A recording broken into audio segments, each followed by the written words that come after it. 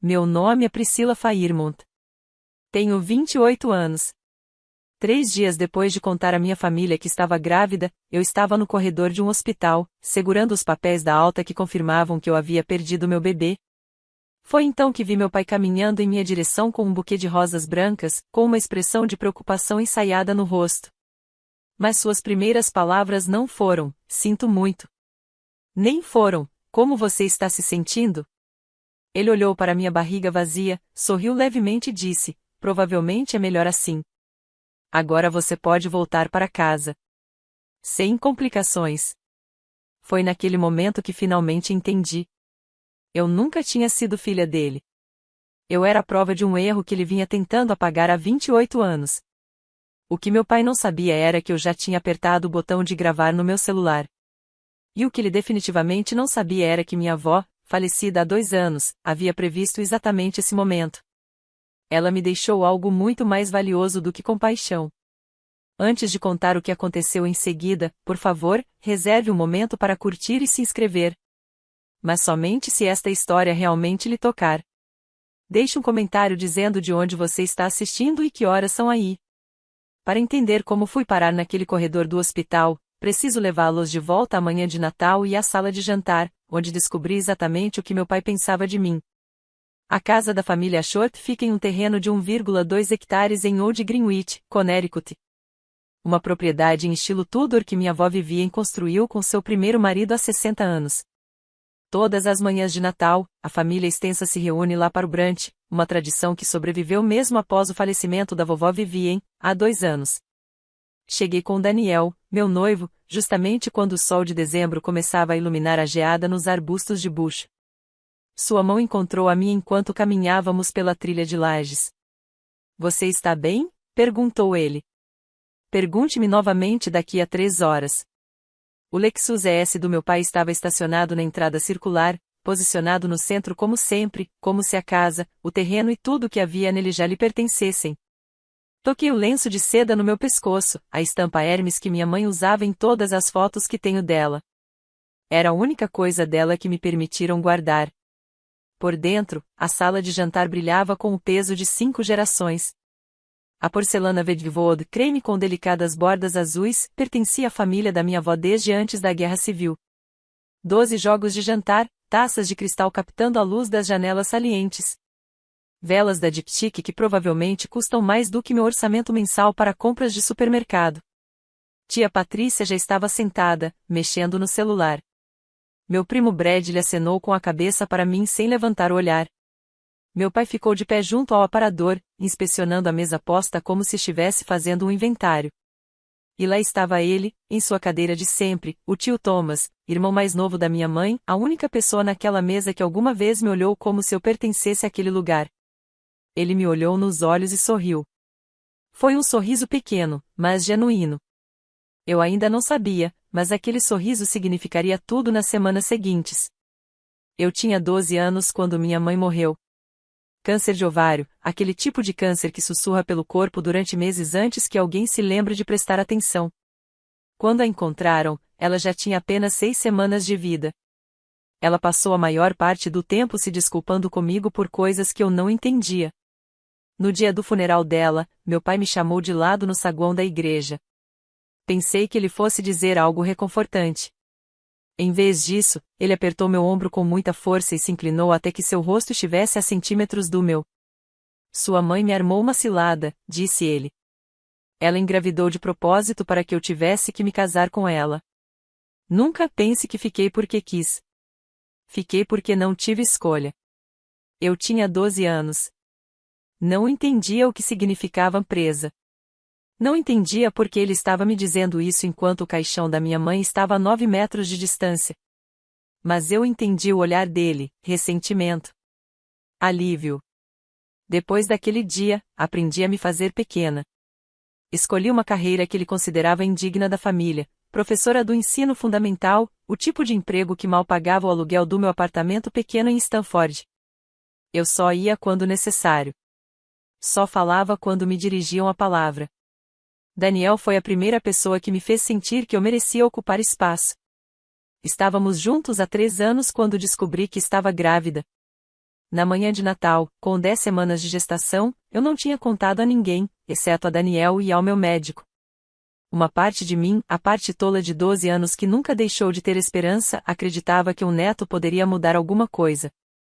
Talvez, depois de 16 anos, meu pai finalmente olhasse para mim e visse família em vez de provas. Eu estava errado. Mas tive que aprender isso da maneira mais difícil. Minha avó, Vivien, foi a única pessoa que me fez sentir que eu era suficiente. Ela faleceu 2 anos antes daquele Natal, aos 82 anos, lúcida como sempre até o fim. O câncer que a levou foi mais rápido do que o da minha mãe, 3 meses do diagnóstico até a morte. Mas a vovó Vivien aproveitou cada um desses dias de forma deliberada. A última vez que a visitei, ela estava sentada na cama do hospital, com papéis espalhados no colo como se estivesse presidindo uma reunião de diretoria. Quando entrei, ela dispensou a enfermeira com um gesto e deu um tapinha na beirada do colchão. Priscila, disse ela, com a voz fraca, mas firme. Preciso que você se lembre de algo. Sentei-me e segurei sua mão. A pele parecia papel, mas seu aperto era de ferro. Quando chegar a hora, ela me disse, procure Margaret Olovay. Ela tem o que você precisa. Margaret Olovay era a advogada da avó Vivien. Tinha sido por 35 anos. Presumi que minha avó estivesse confusa, falando sobre o testamento, sobre a logística, sobre o tipo de detalhes administrativos com que os idosos se preocupam no final da vida. Não entendo, eu disse. Ela sorriu. Era aquele tipo de sorriso que dizia saber das coisas. Você vai conseguir. Quando for importante, você vai conseguir. Eu não pensei mais naquela conversa. Nem quando ela morreu. Nem quando o funeral foi realizado na mesma igreja onde havíamos enterrado minha mãe. Não quando meu pai começou a se referir às propriedades da família como se já estivessem em nome dele. Mas sentada naquela sala de jantar na manhã de Natal, com a mão repousando sobre minha barriga ainda lisa, de repente me lembrei de suas palavras. Eu os entenderia em breve, muito em breve. O brunch foi servido pontualmente às 11 horas. A tradição da vovó Vivien ainda era observada, mesmo que ela não estivesse mais presente para garanti-la. Quase não senti o gosto dos ovos Benedict. O salmão defumado virou uma pasta na minha boca. Do outro lado da mesa, Daniel não parava de me olhar, com o pé pressionado delicadamente contra o meu por baixo da toalha de linho. Tínhamos planejado tudo, ensaiado as palavras, esperado até o café ser servido e a conversa entrar em seu ritmo habitual de cotações da bolsa de valores e handicaps de golfe. Meu pai estava contando para Bradley sobre uma oportunidade de investimento, e sua voz carregava aquela autoridade peculiar que lhe reservava para transmitir conselhos financeiros. Tia Patrícia estava concordando com a cabeça, embora eu duvide que estivesse prestando atenção. O tio Thomas chamou minha atenção novamente. Ele ergueu levemente a xícara de café, um pequeno brinde só entre nós. Respirei fundo, e depois respirei novamente. Tenho um anúncio a fazer, eu disse. As palavras saíram mais baixas do que eu pretendia, mas de alguma forma elas se destacaram em meio a tudo. Os garfos pararam. As conversas cessaram. 12 rostos se voltaram para mim. Meu coração batia tão forte que eu conseguia senti-lo nas têmporas. Daniel estendeu a mão por baixo da mesa e apertou a minha. Olhei para ele, seus olhos castanhos firmes, seu pequeno aceno de cabeça encorajador e encontrei minha voz. Daniel e eu estamos esperando um bebê. Por um instante perfeito, houve silêncio. Um silêncio que poderia ter sido qualquer coisa, surpresa, alegria, a respiração suspensa antes dos parabéns. O tio Thomas sorriu, um sorriso genuíno, um sorriso completo. E então meu pai se levantou. Sua cadeira raspou no chão de madeira como um aviso. Observei sua mão se fechar em torno da borda do prato, o Vedvivod, o insubstituível Vedvivod. E naquele instante eu soube que tudo estava prestes a desmoronar.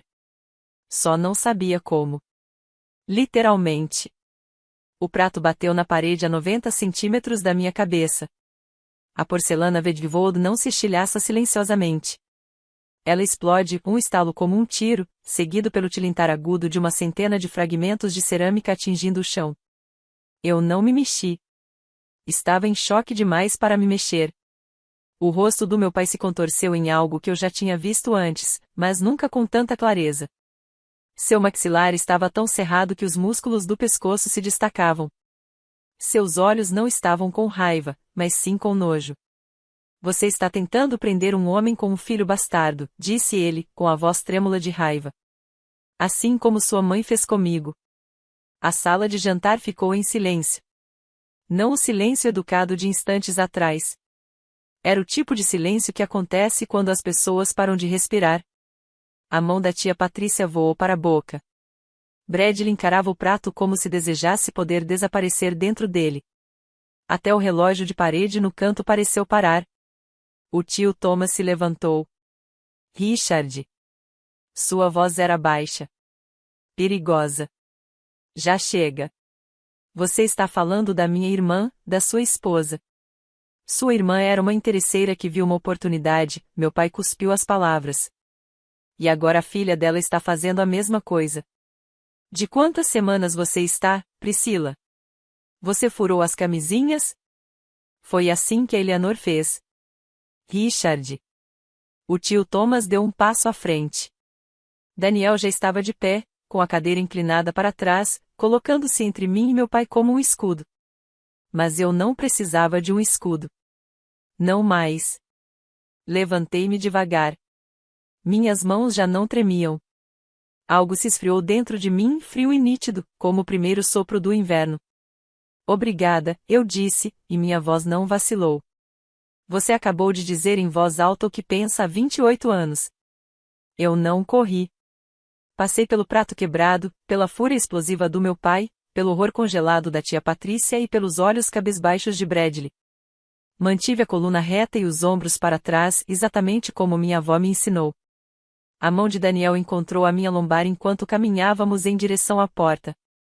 Eu conseguia ouvir a voz do meu pai atrás de nós, gritando algo sobre desrespeito e ingratidão, mas as palavras se misturavam num ruído sem sentido. Estávamos quase chegando ao carro quando o tio Thomas nos alcançou. Priscila, espere. Parei e me virei. Ele estava um pouco sem fôlego, com o rosto corado pela emoção. Sinto muito, disse ele. Eu deveria ter feito isso anos atrás. Eu deveria ter. Não é sua culpa. Não, me escute. Ele olhou para trás, para casa, e então se inclinou para mais perto. Sua voz baixou. Sua voz sabia exatamente quem ele era, Priscila. Ela se preparou para isso. Há coisas que você precisa saber. O braço de Daniel me apertou com mais força. Que tipo de coisas? Mas o tio Thomas já estava tirando um cartão de visitas da carteira. Margaret Holloway, advogada. Ligue para ela, disse ele, colocando o cartão na minha palma. Quando estiver pronto. E Priscila, ele fez uma pausa, olhando nos meus olhos, seja lá o que seu pai acabou de dizer lá dentro, ele vem dizendo isso há 30 anos. Mas desta vez, havia testemunhas. Algo na maneira como ele disse isso me fez parar, me fez guardar o cartão cuidadosamente no bolso do meu casaco em vez de jogá-lo fora. No carro, finalmente me permiti chorar. Daniel segurou minha mão durante toda a viagem de volta para Stanford, sem dizer nada, apenas estando presente. Eu ainda não sabia, mas o pior ainda estava por vir. Não consegui dormir por 3 dias. Toda vez que eu fechava os olhos, via o rosto do meu pai, ouvia suas palavras, sentia o exato momento em que o prato se estilhaçou e algo dentro de mim se estilhaçou junto. Eu não conseguia comer, não conseguia parar de tremer.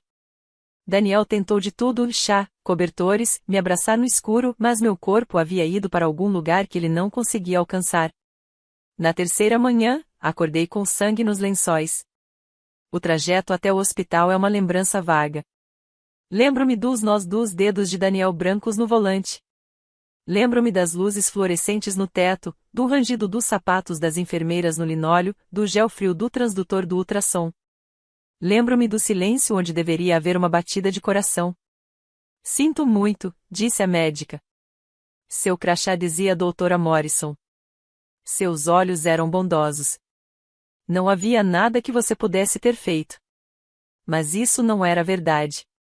Havia algo que alguém poderia ter feito. Alguém poderia não ter me destruído 3 dias antes.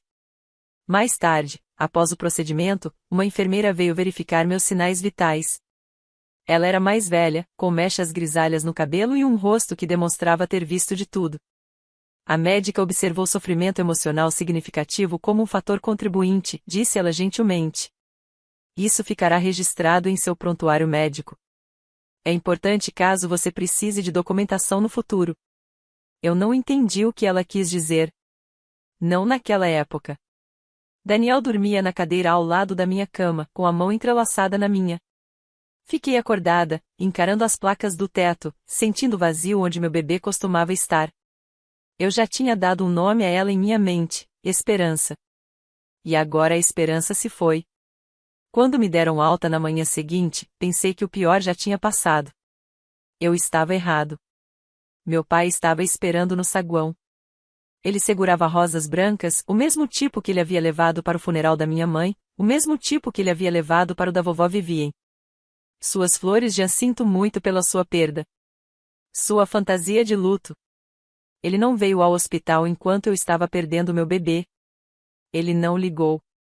Mas agora lá estava ele, parado no saguão com seu sobretudo da Brooks Brothers, parecendo preocupado com quem quer que estivesse observando. Algo se encaixou dentro de mim, frio, claro, deliberado. Peguei meu celular, fingi que ia ver as horas e apertei o botão de gravar. Aqui está você, disse meu pai, caminhando em minha direção com as rosas estendidas. Soube o que aconteceu.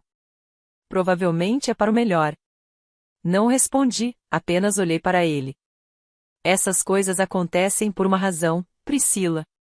Ele tentou me entregar as flores. Eu não as aceitei. A gravidez da sua mãe também foi um erro. Mas pelo menos agora você não vai repeti-lo. O saguão estava praticamente vazio, apenas algumas enfermeiras no posto de atendimento e um senhor idoso lendo um jornal. Ninguém estava perto o suficiente para ouvir. Agora você pode voltar para casa, continuou meu pai. Sem complicações, sem filho bastardo para explicar às pessoas. Podemos todos seguir em frente. Senti Daniel enrijecer ao meu lado. Sua mão encontrou a minha e apertou um aviso, uma pergunta. Meus olhos se encontraram com os do meu pai. Você veio de tão longe, eu disse baixinho, para me dizer que está feliz que meu bebê esteja morto. Ele piscou. Por um instante, apenas um instante, algo como incerteza cruzou seu rosto. Então, tudo desapareceu, substituído por aquela indiferença já conhecida. Vim buscar você para te levar para casa. Não, eu disse. Você veio porque acha que venceu. Virei-me e fui embora. Daniel estava ao meu lado, meu celular ainda gravando no bolso. Eu sei que isso é pesado. Se você já se sentiu invisível para alguém que deveria te amar incondicionalmente, você entende exatamente por que estou contando essa história. Antes de mostrar o que aconteceu em seguida, como um telefonema mudou tudo, clique no botão de inscrição se quiser ver o final e deixe um comentário. Você já teve um momento em que finalmente viu a verdadeira face de alguém? As ligações começaram no dia seguinte.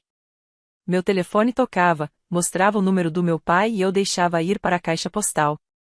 Cada mensagem era igual, controlada, razoável, permeada pela ameaça silenciosa de um homem que não estava acostumado a ser ignorado. Priscila, precisamos conversar sobre o ano novo. A família vai se reunir e seria muito estranho se você não estivesse lá. Apagar.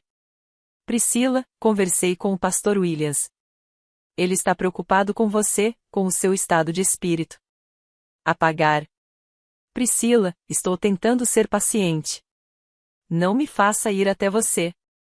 No terceiro dia, a tia Patrícia mandou uma mensagem: seu pai já está bastante constrangido. Não piore a situação com drama. Todos nós concordamos em fingir que o Natal não aconteceu. O mínimo que você pode fazer é aparecer. Mostrei para Daniel. O maxilar dele se contraiu. Aparecer para quê? Para que ele possa te humilhar de novo. Mas foi a quarta mensagem que me fez finalmente ligar para o tio Thomas. Priscila. A voz do meu pai na caixa postal ficou fria. Você tem 2 dias para decidir se quer fazer parte desta família ou não. Se você não vier para o ano novo, serei obrigado a contar ao pastor Williams e à congregação sobre seus problemas de saúde mental, seu histórico de instabilidade. O aborto espontâneo provavelmente foi uma bênção. Você claramente não está apta para ser mãe. Pense nisso. Eu ouvi 3 vezes. Então, peguei o cartão de Margaret Holloway na minha carteira e disquei para o tio Thomas. Estou pronto para entender, eu disse quando ele respondeu. O que a vovó me deixou? Houve uma pausa, depois, em voz baixa, disse, tudo, Priscila. Ela deixou tudo para você. Richard simplesmente ainda não sabe disso. O tio Thomas veio ao meu apartamento na noite seguinte. Ele parecia mais velho do que eu me lembrava, mais cabelos grisalhos nas têmporas, rugas mais profundas ao redor dos olhos. Mas quando ele me abraçou, senti que ele era a única família de verdade que me restava. Eu deveria ter te contado anos atrás, disse ele, acomodando-se na minha poltrona de segunda mão. Mas mamãe me fez prometer que esperaria. Ela disse que você não precisaria, a menos que Richard fosse longe demais. O que exatamente ela deixou para trás? Ele tirou uma pasta da maleta, fina, mas carregada de significado.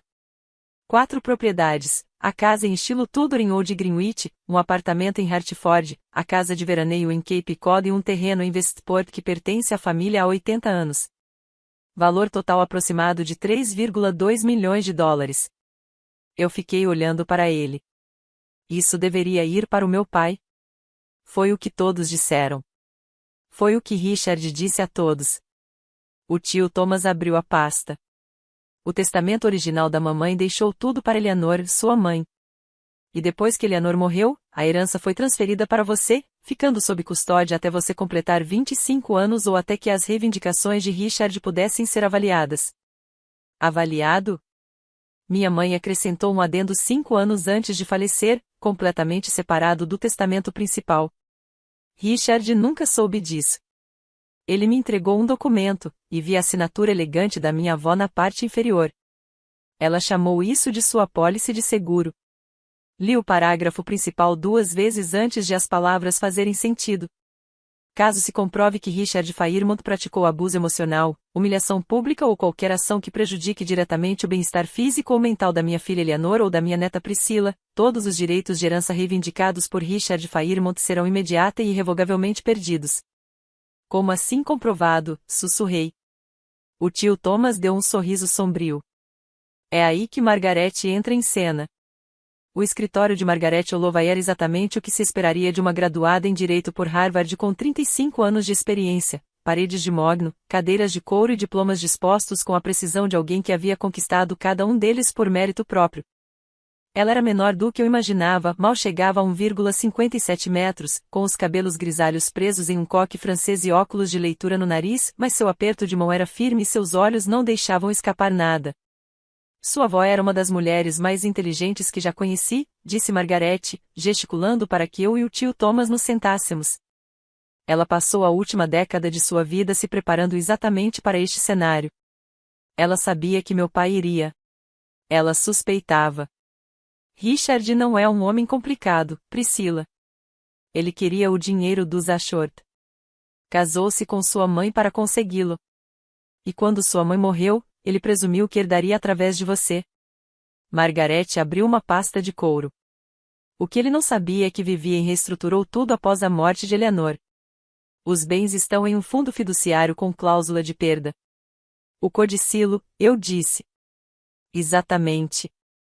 Mas um adendo exige provas para entrar em vigor, documentação do abuso, testemunhas, comprovação de que Richard violou os termos. Pensei na manhã de Natal, no prato quebrado, nas palavras ecoando pelas paredes. Há testemunhas, disse o tio Thomas. Todos naquela mesa ouviram o que ele disse. Testemunhas da família são úteis, mas não suficientes por si só. Margaret inclinou-se para a frente. No entanto, Thomas, você fez o que eu pedi? O tio Thomas enfiou a mão no bolso e tirou o celular. Comecei a gravar quando Richard se levantou. Tenho tudo gravado. O sorriso de Margaret era discreto e satisfeito. Essa é uma prova. Connecticut é um estado onde o consentimento de apenas uma das partes é necessário. A gravação é admissível. Uma peça só? Perguntei. Precisaremos de mais. Margaret olhou para mim. Felizmente, suspeito que Richard ainda não tenha terminado. Margaret tinha razão. Meu pai não tinha terminado. Nas 2 semanas seguintes, sua campanha passou de ligações telefônicas para algo muito mais estratégico. O primeiro sinal veio da minha diretora. A senhora Delgado me chamou em sua sala numa manhã de terça-feira. Sua expressão era cautelosa. Priscila, recebi um e-mail anônimo sobre você. Alegações de instabilidade mental e comportamento errático. Ela ergueu a mão antes que eu pudesse responder. Não acredito em nada disso. Suas avaliações sempre foram exemplares, mas eu queria que você soubesse. Anônimo. Mas reconhecia as impressões digitais do meu pai. Então Daniel chegou em casa com a notícia de que sua empresa de engenharia havia perdido um contrato importante, um contrato de inspeção predial com a Hartford Insurance, com quem meu pai tinha conexões há 20 anos. Eles mencionaram preocupações com a confiabilidade, disse Daniel, com o maxilar tenso. Meu chefe perguntou se eu tinha algum problema pessoal que pudesse afetar meu trabalho. O terceiro golpe foi o mais cruel. Uma mulher do meu pequeno grupo da igreja me mandou uma mensagem: Priscila, não sei como dizer isso, mas seu pai conversou com o pastor Williams. Ele disse que você está tendo um colapso nervoso, que o aborto espontâneo a deixou instável.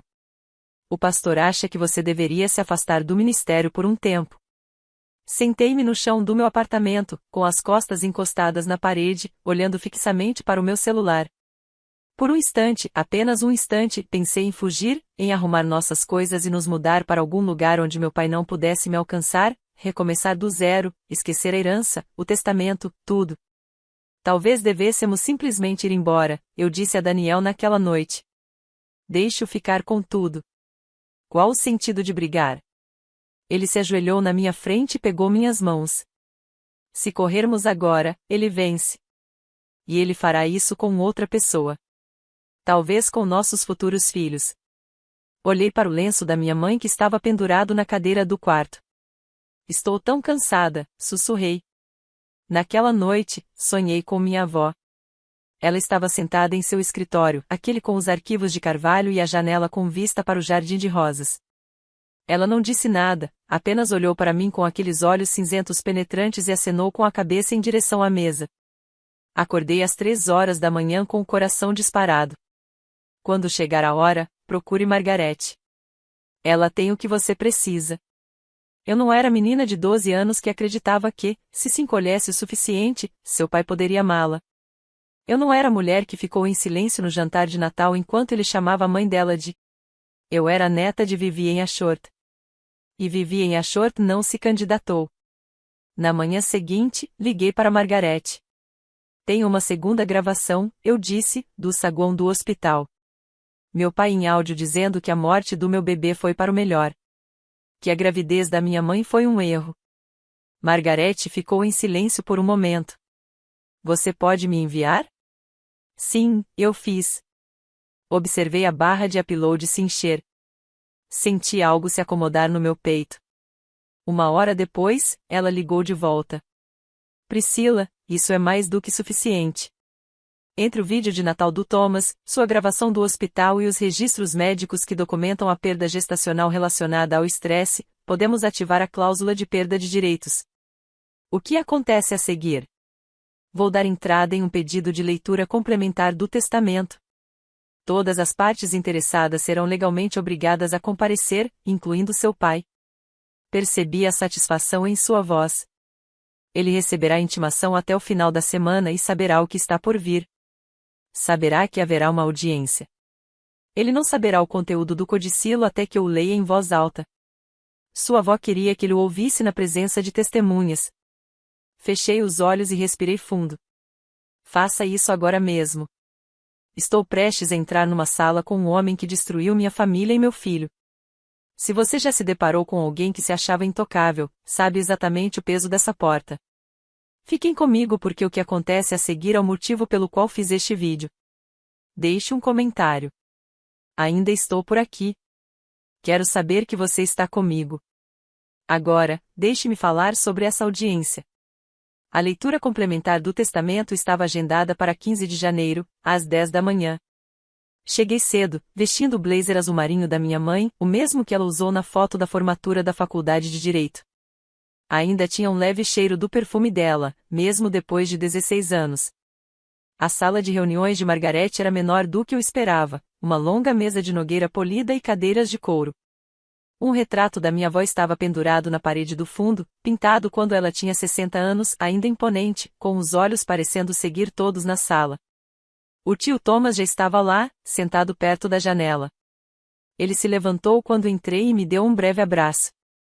Você está pronto? Perguntou ele. Não, mas estou aqui. Margaret entrou carregando uma pilha de pastas, cada uma etiquetada com o nome de uma propriedade. Ela os colocou sobre a mesa com precisão deliberada. As outras partes devem chegar em breve, disse ela. Lembrem-se, vocês não precisam dizer nada. Deixem que os documentos falem por si. Exatamente às 9h55, a porta se abriu. Meu pai entrou primeiro, vestindo o terno cinza escuro Tom Ford que ele reservava para reuniões de negócios importantes.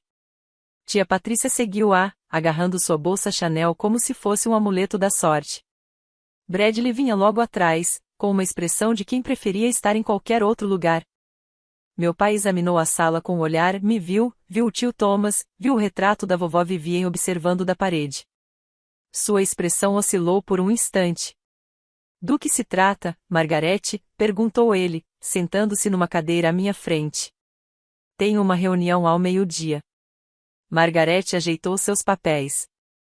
Esta é uma leitura complementar do Último Testamento de Vivien Ashworth. Há disposições que não foram divulgadas no processo de inventário original.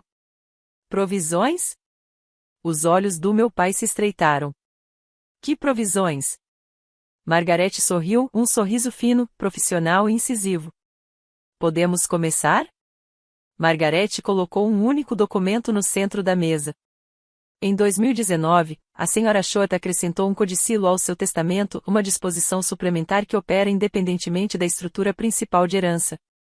Ela olhou diretamente para o meu pai. O senhor não foi notificado deste codicilo, Sr. Fairmont, porque as condições para sua ativação não haviam sido cumpridas. Meu pai inclinou-se para a frente. Condições de ativação? Margaret, eu te conheço há 30 anos. Pare de brincar. Garanto-lhe que isto não é uma brincadeira. Margaret abriu o documento.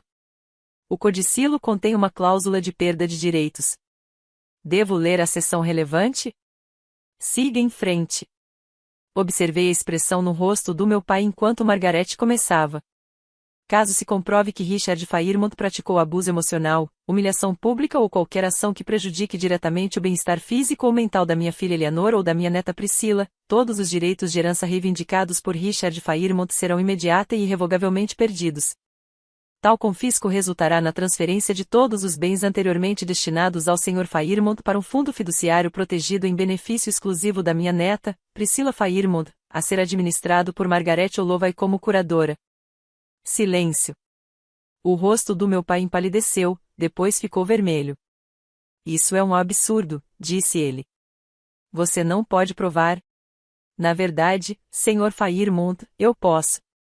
Margaret fechou o documento. A Sra. Ashworth previa que as provas acabariam por ficar disponíveis. Ela era uma mulher paciente. Tia Patrícia apertava a bolsa com tanta força que seus nós dos dedos estavam brancos. Bradley parou de fingir que estava entediado. Meu pai se levantou, pressionando as palmas das mãos contra a mesa. Isso não vai se sustentar no tribunal. Minha sogra estava senil. Vou contestar cada palavra. Margaret pegou uma segunda pasta.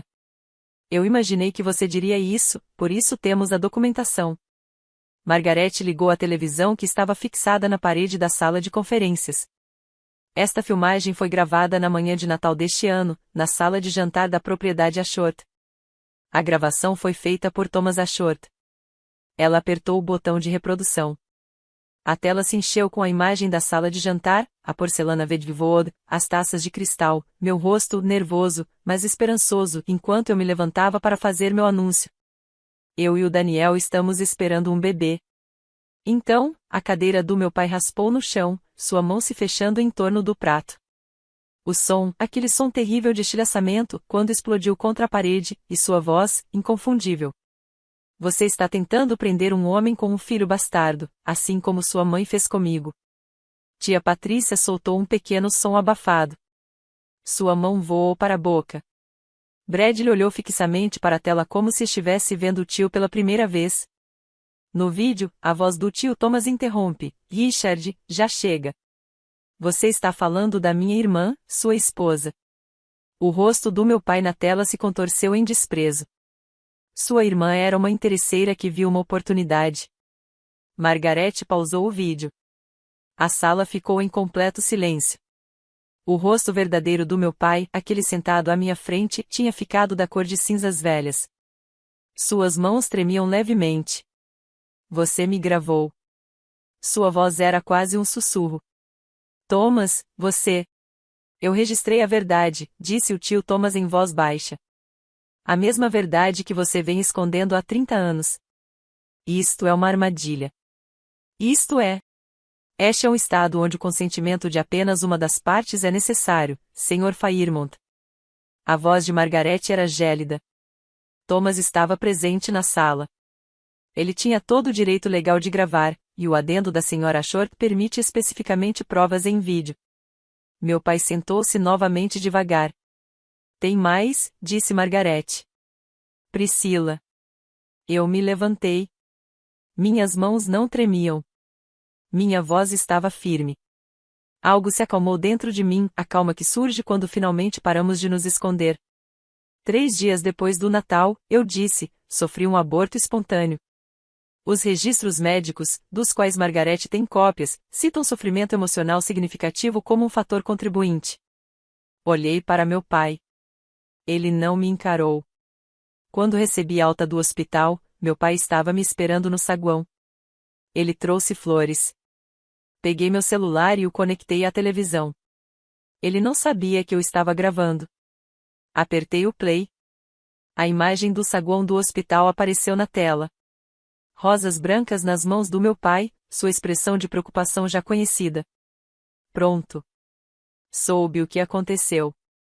Provavelmente é para o melhor. Tia Patrícia inspirou profundamente. Essas coisas acontecem por um motivo, Priscila. A gravidez da sua mãe também foi um erro. Mas pelo menos agora você não vai repeti-lo. A cadeira de Bradley rangeu quando ele se afastou do tio. Agora você pode voltar para casa. Sem complicações. Sem filho bastardo para explicar às pessoas. Parei o vídeo. O silêncio era absoluto. Até o relógio na parede parecia prender a respiração. Você chamou minha mãe de prostituta, eu disse, e minha voz não vacilou. Você me disse que a morte do meu bebê foi para o melhor. Você veio ao hospital não para me consolar, mas para comemorar. A boca do meu pai abriu, fechou e abriu de novo. Priscila, ele começou.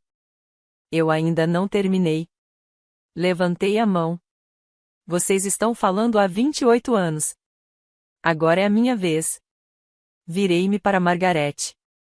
Esta é uma prova suficiente para ativar a cláusula de perda de direitos? O sorriso de Margaret era pequeno e preciso. Mais do que suficiente. Margaret abriu as pastas de documentos uma a uma.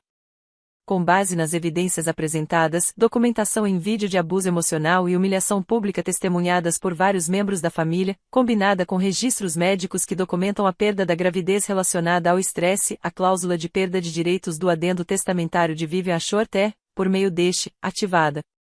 Ela começou a ler. Propriedade 1, residência em estilo Tudor localizada no número 47 da Hillcrest Lane, ou de Greenwich, Connecticut.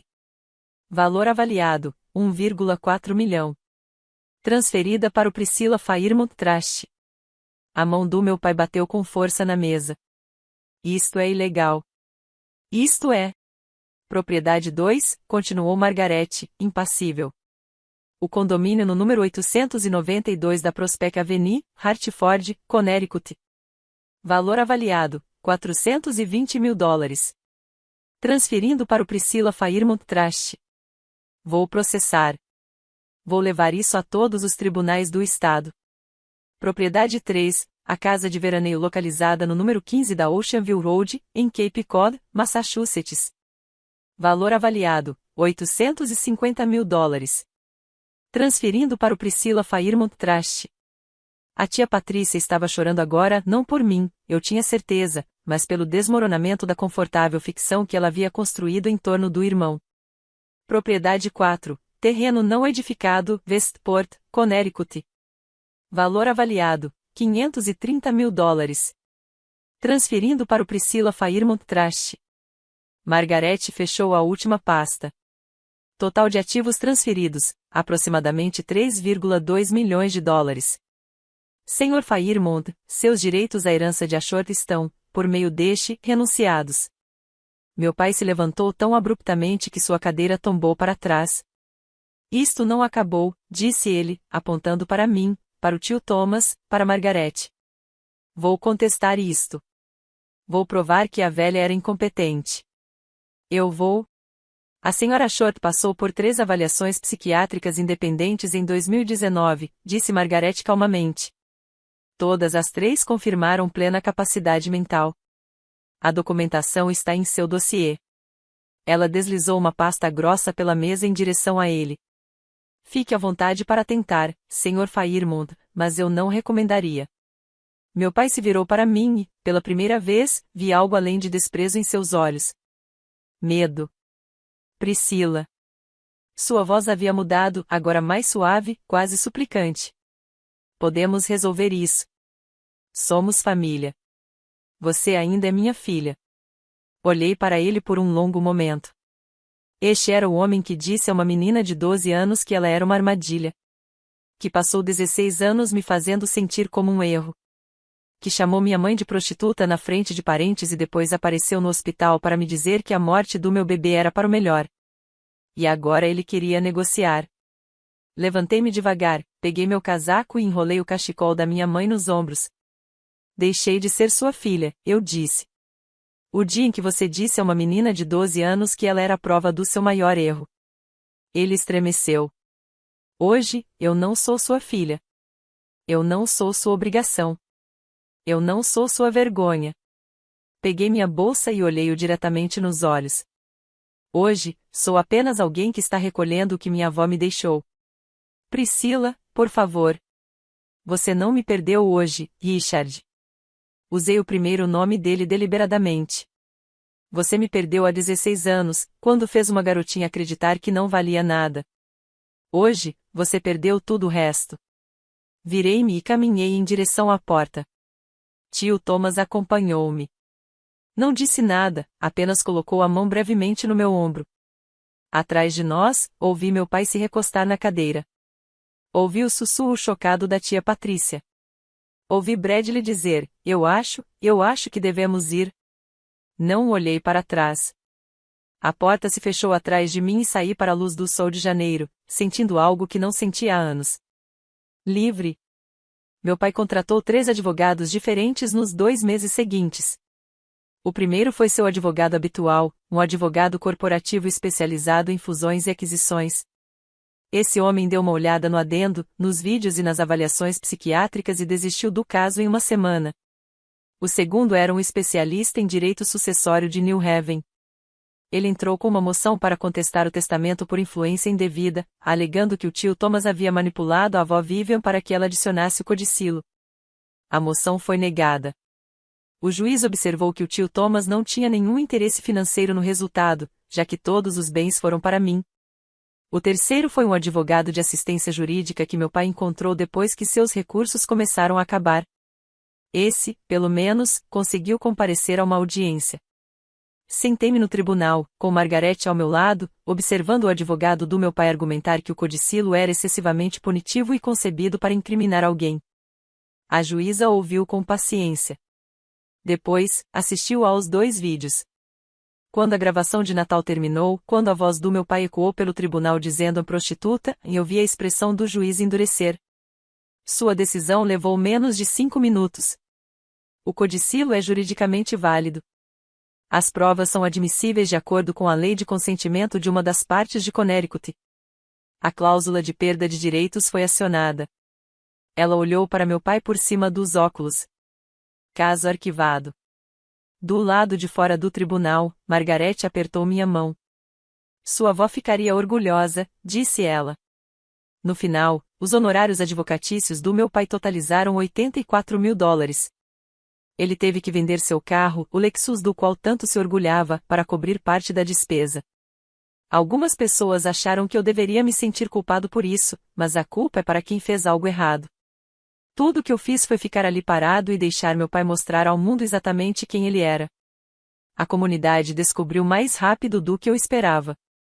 Nunca contei a ninguém fora da família o que aconteceu. Não precisei. Tia Patrícia, em seu desespero para defender o irmão, contou para a pessoa errada na igreja, uma mulher chamada Glória, amiga da minha avó há 40 anos.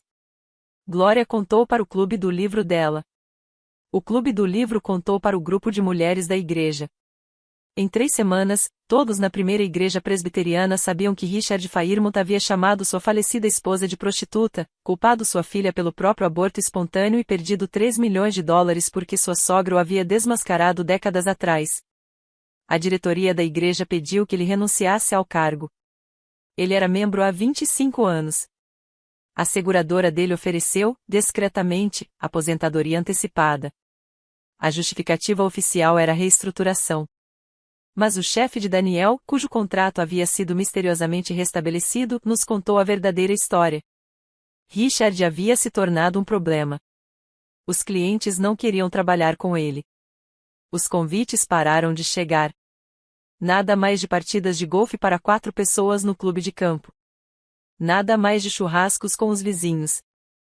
Os casais que tinham sido seus amigos mais próximos por décadas, de repente, não conseguiam se lembrar do número dos Fairmont.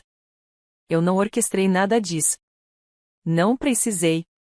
A mesma comunidade que meu pai passou 30 anos cultivando lhe virou as costas em 30 dias, não porque eu pedi, mas porque ele finalmente mostrou a eles exatamente quem ele era. Certo domingo, eu o vi do outro lado do estacionamento do supermercado. Ele estava colocando sacolas em um Honda Civic, não em um Lexus. Seus ombros estavam curvados, seus cabelos estavam mais grisalhos. Ele olhou para cima e me viu. Por um instante, ficamos apenas nos encarando. Então entrei no meu carro e fui embora. Não havia mais nada a dizer. As transferências de propriedade levaram 6 meses para serem finalizadas. Margaret me explicou cada uma delas: a casa em estilo Tudor, o apartamento em Hartford, a casa de campo em Cape Cod, o terreno em Westport. Em julho, os 4 já estavam oficialmente sob a custódia do fundo fiduciário que levava meu nome. Eu estava parado na porta da casa da vovó Vivian no dia em que o último documento foi assinado. O jardim de rosas estava em plena floração, exatamente como ela gostaria. O relógio de parede no hall de entrada ainda badalava a cada hora. O que você pretende fazer com tudo isso? Perguntou Daniel, passando o braço em volta da minha cintura. Cheguei a pensar em vender tudo, pegar o dinheiro e recomeçar do zero em algum lugar bem longe, um lugar onde a sombra do meu pai não pudesse me alcançar. Mas, parada ali com o lenço da minha mãe em volta do pescoço e o retrato da minha avó me observando do corredor, percebi algo. Esse legado não era dele. Era deles. E eu não ia deixar que ele me tirasse isso também. Quero ficar com a casa, eu disse. Transformá-la em algo que ajude as pessoas. Algo que deixaria a vovó orgulhosa. Daniel sorriu. O que você tinha em mente? A ironia não me passou despercebida. De todos os imóveis transferidos para o meu fundo fiduciário, um era o apartamento em Hartford, o mesmo prédio para onde meu pai fora obrigado a se mudar depois de vender a própria casa para pagar os honorários advocatícios. Tecnicamente, ele agora era meu inquilino. Eu poderia tê-lo despejado. Algumas pessoas disseram que eu deveria ter feito isso. Em vez disso, deixei-o ficar. Não por perdão, eu ainda não o havia perdoado. Mas porque, ao contrário dele, eu não precisava destruir alguém para me sentir completa.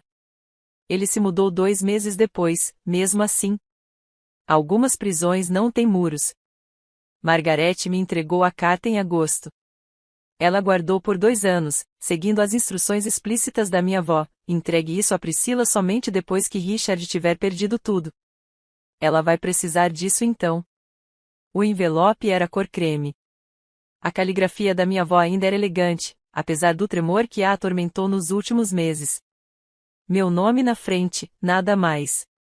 Esperei até estar sozinha para abri-la. Sentei-me em seu escritório, em sua cadeira, olhando para o jardim de rosas que ela tanto amava. Minha querida Priscila. Se você está lendo isso, então Richard finalmente mostrou ao mundo quem ele realmente é. Lamento não ter estado lá para ver, mas, de certa forma, esperei por esse momento durante 30 anos. Eu soube o que ele era no primeiro instante em que o vi olhar para sua mãe. Ele não viu Eleanor. Ele viu uma oportunidade. Eu deveria ter impedido o casamento, mas Eleanor o amava, e eu não podia partir o coração dela. Quando ela morreu, fiz uma promessa. Eu te protegeria da mesma forma que falhei em protegê-la. O adendo era a minha garantia. Eu sabia que Richard acabaria se revelando. Homens como ele sempre se revelam. Eu só precisava lhe dar as provas e a coragem para usá-las. Sua mãe foi a melhor coisa que já aconteceu a esta família. E você, minha querida, é o legado dela. Você tem a bondade dela, a força dela, o fogo silencioso dela. Nunca deixe ninguém lhe dizer o contrário. Nunca deixe ninguém fazer você se sentir inferior. Estou muito orgulhoso de você. Com todo o meu amor, sempre. Avó. Fiquei sentada ali por um longo tempo depois de terminar a leitura. As lágrimas vieram eventualmente, mas não eram lágrimas de tristeza. Eram lágrimas de cura, de finalmente ser vista. 1 ano depois, casei-me no jardim da minha avó. Foi uma cerimônia pequena, apenas o tio Thomas, alguns amigos próximos e os pais de Daniel, que vieram de carro da Pensilvânia. Não precisávamos de um grande evento. Não precisávamos provar nada a ninguém. Usei o lenço Hermes da minha mãe como cinto, enrolado na cintura de um vestido branco simples, algo emprestado dela, algo que a mantinha por perto. O tio Thomas me acompanhou pelo corredor improvisado entre os roseirais. Quando o celebrante perguntou quem havia dado o casamento àquela mulher, sua voz embargou. A mãe dela, disse ele. A avó dela e eu. Daniel chorou durante seus votos. Eu não. Já tinha chorado o suficiente naquele ano, mas sorri tanto que minhas bochechas doeram. Na recepção, arrumamos as mesas no gramado dos fundos. O serviço de buffet usou a porcelana Vedvivô da vovó Vivian toda, exceto um lugar à mesa. Aquele prato nunca havia sido substituído. Você poderia comprar um novo, disse Daniel, percebendo a lacuna. Completar a coleção. Balancei a cabeça negativamente. Algumas coisas devem permanecer quebradas como um lembrete do que sobrevivemos. O tio Thomas fez um brinde.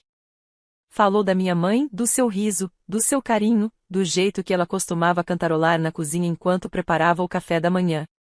Falou da vovó Vivian, da sua força de vontade inabalável, do seu amor incondicional, da sua recusa em deixar que alguém machucasse as pessoas que ela protegia. Eleanor estaria tão orgulhosa de você, disse ele, erguendo o copo. Não por causa das casas ou do dinheiro, mas porque você se posicionou de uma maneira que ela nunca conseguiu. Levantei minha taça de champanhe e olhei para Daniel, para o jardim, para o retrato da minha avó visível através da janela do escritório. Pela primeira vez na vida, senti que pertencia exatamente ao lugar onde estava. Ao longo dos meses que se seguiram, aprendi mais sobre minha mãe do que jamais soube. O tio Thomas tornou-se um visitante assíduo. Ele vinha de carro de New Haven aos domingos, e nós nos sentávamos no jardim com xícaras de café enquanto ele contava histórias que eu nunca tinha ouvido. Como Eleanor costumava sair escondida para encontrá-lo na sorveteria quando eram adolescentes. Como ela chorou quando o pai morreu, mas se manteve forte por sua mãe. Como ela sabia, lá no fundo, que casar com Richard tinha sido um erro, mas não conseguia se conformar em decepcionar todos que já haviam enviado presentes de casamento. Ela me disse uma vez, contou o tio Thomas, que você foi a única coisa boa que saiu daquele casamento. Ela disse, você fez tudo valer a pena. Guardei o cachecol dela na poltrona do escritório e o toquei toda vez que passava por ali. Em outubro, recebi uma carta de Bradley, meu primo, sobrinho de Richard, o filho predileto que nunca me defendeu. Priscila. Eu deveria ter dito alguma coisa naquela manhã. Deveria ter te defendido, ou pelo menos não ter ficado ali sentado como um covarde. Não posso desfazer o que aconteceu, mas queria que você soubesse que sinto muito. Você merecia coisa melhor. Li a mensagem 3 vezes e não respondi por 2 semanas. Quando finalmente respondi, fui breve. Obrigado por dizer isso. Significa muito mais do que você imagina. Tia Patrícia também enviou uma carta, eventualmente. Era mais longa, repleta de explicações, justificativas e meias desculpas que nunca reconheciam de fato o que ela havia permitido que acontecesse. Li uma vez e guardei numa gaveta. Talvez um dia eu esteja pronto para responder, mas ainda não. Algumas portas demoram mais a abrir do que outras. Ainda penso em Hope. Esse era o nome dela no meu coração, o bebê que perdi. O futuro que me foi roubado. Algumas noites fico acordada imaginando como ela teria sido. Se teria os olhos de Daniel ou o sorriso da minha mãe. O luto não segue uma linha reta. Alguns dias estou bem. Outros dias vejo uma mãe com um carrinho de bebê no supermercado e preciso sair antes de começar a chorar. Mas parei de me culpar.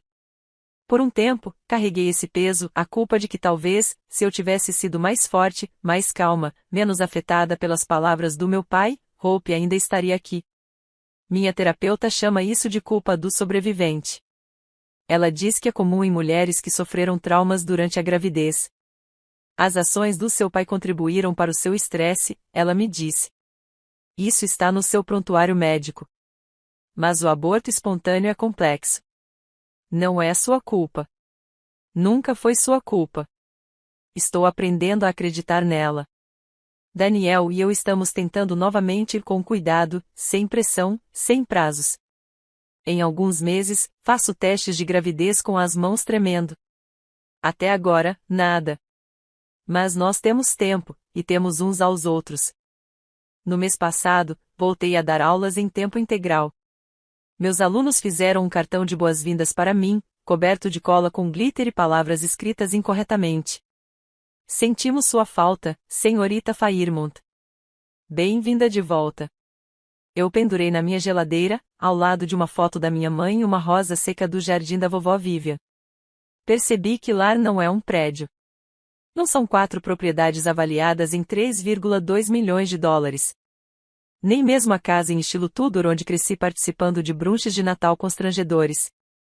Lar são as pessoas que te amam, aquelas que te enxergam como você é, e não como a prova dos seus próprios erros. Estou construindo essa casa agora, um dia de cada vez. De vez em quando fico sabendo do meu pai, pequenas notícias que se espalham pela rede familiar, geralmente por meio das tentativas desajeitadas de Bradley de criar pontes. Ele agora mora sozinho em um apartamento de um quarto em Waterbury. A tia Patrícia mantém distância, em parte por vergonha, em parte porque o marido finalmente admitiu que nunca gostou de Richard. A congregação que antes o respeitava agora cochicha quando ele passa. Os contatos comerciais que costumavam atender suas ligações deixam que elas caiam na caixa postal. A associação ao clube de campo que ele tanto prezava foi discretamente cancelada. Ele me enviou uma carta cerca de 4 meses após a audiência. Reconheci sua caligrafia no envelope, nítida, precisa, a mesma caligrafia que assinava meus cartões de aniversário apenas com o pai. Fiquei 10 minutos parada na minha cozinha segurando-a antes de finalmente abri-la. Priscila. Acho que precisamos conversar. Houve mal-entendidos de ambos os lados. Estou disposto a deixar o passado para trás, se você também estiver. Me ligue. Foi só isso. Nenhum reconhecimento do que lhe havia feito. Nenhum pedido de desculpas, apenas uma exigência, disfarçada de oferta. Eu li 2 vezes. Depois fui até a lata de lixo e joguei dentro. Mais tarde, Daniel me encontrou sentada na varanda dos fundos, observando o pôr do sol sobre o jardim de rosas. Você está bem? Perguntou ele. Sim. Encostei-me ao ombro dele. Pensei que sentiria alguma coisa. Raiva, culpa, alguma coisa. O que você sente? Refleti sobre isso por um longo momento. Nada, eu disse. E está tudo bem. Algumas pessoas não merecem espaço no seu coração, mesmo que sejam da família. Aprendi que o perdão não exige reconciliação. Às vezes, a coisa mais gentil que você pode fazer por si mesmo é fechar uma porta e ir embora. Fechei essa porta há muito tempo. O Natal chegou novamente, como sempre. Desta vez, eu estava preparado. Daniel e eu ficamos hospedados na casa Tudor, nossa casa agora, embora ainda pareça estranho dizer isso. Convidamos o tio Thomas, é claro, os pais do Daniel, alguns amigos da escola onde leciono. Margaret Olovay até apareceu para tomar champanhe, embora tenha ficado apenas 1 hora. Sua avó teria adorado ver esta casa cheia de risos novamente, disse ela antes de ir embora. Arrumamos a mesa com a porcelana Vedvod 11 lugares em vez de 12. O espaço onde o prato quebrado costumava ficar permaneceu vazio. Você vai substituí-lo algum dia? Perguntou a mãe de Daniel, percebendo. Não, eu disse. Estou mantendo assim de propósito. Ela não entendeu. E tudo bem. Algumas lições são pessoais. Depois do jantar, enquanto Daniel ensinava o pai a jogar xadrez e o tio Thomas cochilava na poltrona perto da lareira, eu me retirei para o escritório. O retrato da minha avó me encarava da parede. Seus olhos, da mesma cor verde acinzentada que os meus, pareciam guardar um segredo. Obrigada, eu disse baixinho, por acreditar em mim antes mesmo de eu acreditar em mim mesma. Toquei na moldura e pensei em tudo o que havia acontecido no último ano, a perda, a traição, o lento e doloroso processo de reconstrução. E pensei em Hope. Minha bebê. Minha quase. Meu doce lembrete de que algumas coisas nos são tiradas antes que estejamos prontos. Ainda estou aqui, sussurrei, para minha avó, para minha mãe, para Hope, para mim mesma. Ainda estou aqui. O fogo crepitava no cômodo ao lado. Alguém riu. O cheiro de canela e pinho invadiu a casa. Pela primeira vez em anos, o Natal pareceu um retorno para casa. Se você chegou até aqui, quero compartilhar algo com você. Passei 28 anos acreditando que eu era incapaz de ser amada, que eu era um erro, que a única maneira de sobreviver era me tornar pequena, invisível, pouco exigente. Meu pai me ensinou isso por meio de suas palavras, seus silêncios e seus lembretes constantes de que eu era a prova de uma armadilha que ele nunca quis. Mas eis o que aprendi: as pessoas que dizem que você não vale nada são geralmente as que têm pavor do seu valor. Meu pai não me odiava porque eu era incapaz de ser amada.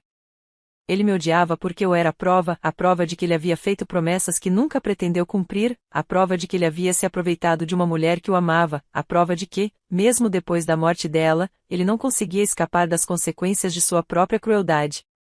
Eu era o seu espelho, e ele não suportava o que via. Se alguém na sua vida faz você se sentir inferior, quero que saiba que isso diz tudo sobre essa pessoa e nada sobre você. Laços de sangue não definem família. O comportamento, sim. Você não deve silêncio a quem lhe fez mal. Você não deve perdão a quem não se arrepende. Você não deve reconciliação a quem não mudou. O que você deve a si mesmo é a verdade, a coragem de dizê-la e os limites para proteger a sua paz. Não estou contando essa história por vingança. Estou contando porque, durante anos, achei que estava sozinha. Achava que o desprezo do meu pai era normal. Que sua crueldade era merecida. Que sua raiva era culpa minha. Não era. Nunca foi. E se você já se sentiu assim, invisível, culpado, envergonhado, quero que saiba que você não é um erro. Você não é um fardo. Você não é demais. Você é suficiente. Agora guardo o lenço Hermes da minha mãe na poltrona do escritório, o mesmo escritório onde minha avó costumava sentar, planejando e protegendo, observando Richard à distância por 30 anos. Às vezes, pego-a e a levo ao rosto. O perfume já se dissipou há muito tempo, mas se fecho os olhos, quase consigo me lembrar do cheiro dela, rosa e baunilha, aconchego e segurança. Minha mãe nunca chegou a conhecer Daniel, nunca me viu tornar-me professora, enfrentar meu pai ou herdar a casa onde cresceu. O câncer roubou esses momentos dela e de mim. Mas mesmo assim eu a levo comigo, no lenço, no jardim da minha avó, na maneira como estou aprendendo a me amar como ela me amava. Você teria gostado dele, mãe, digo às vezes quando Daniel não está ouvindo. Ele é gentil. Ele me enxerga. O cachecol está pendurado na cadeira. E toda manhã de Natal, eu o enrolo nos ombros antes de descer as escadas. Não é uma lembrança do que perdi. É a prova do que encontrei. Há uma prateleira na sala de jantar onde o prato quebrado costumava ficar.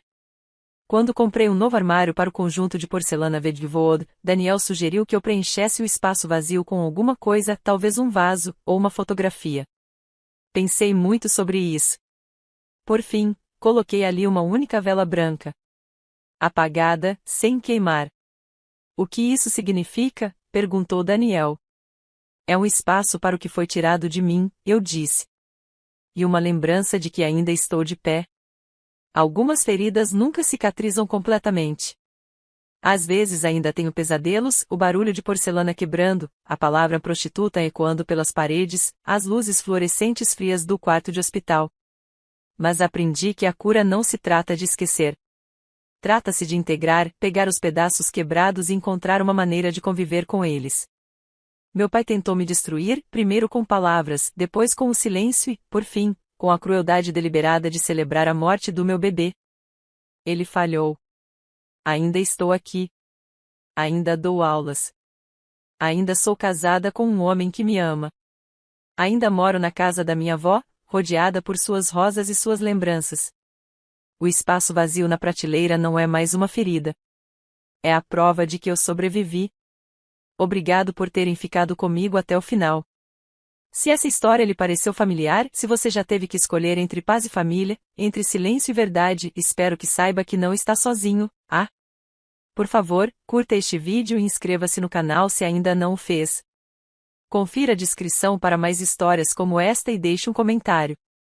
Qual é o limite que você gostaria de ter estabelecido antes? Eu li todos eles. Até a próxima, cuide-se. Você é importante. Se você quiser mais histórias de resiliência, verdade e coragem para se posicionar quando mais importa, confira os links na descrição abaixo. Obrigado por estarem aqui. Obrigado por ouvirem. Até a próxima!